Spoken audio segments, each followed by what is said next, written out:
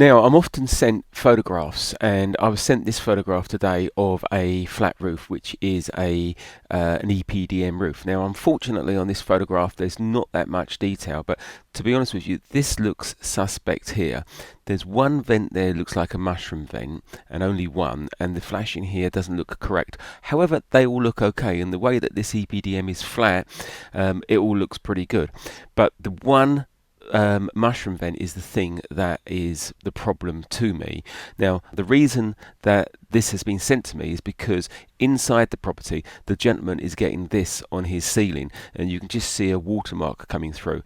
And with this, he sent me some photographs. This is a photograph up into the void through the light fitting, and this one is a little bit more clearer inside. And way, look at this, that is some serious moisture problems.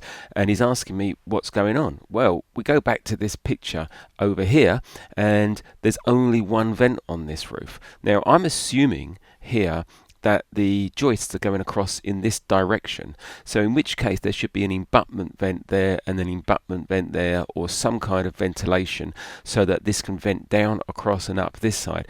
One mushroom vent there is not enough. Let's just go and have a look inside again at this, and when we look inside here at this, other problems are quite obvious. I see this again and again and again.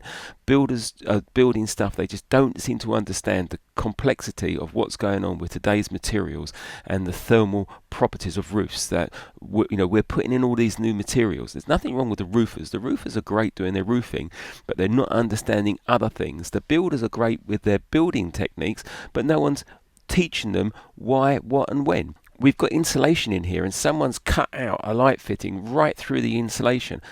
The insulation is not working.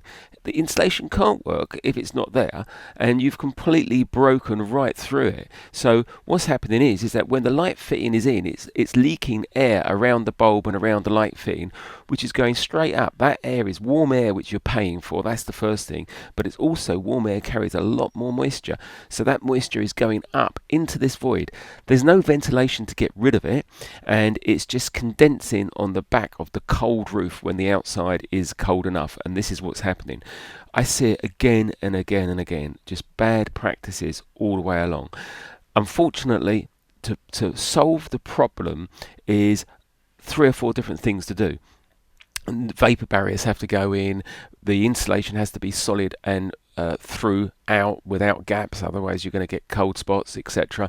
And the ventilation has to be correct. And to put all those things together as an afterthought is complicated, if not impossible to do correctly. Yes, we can help solve problems, but we can't do it all correctly unless we start ripping the whole building apart. But I just wanted to just show you, this is again and again and again I'm sent these photographs of these bad practices.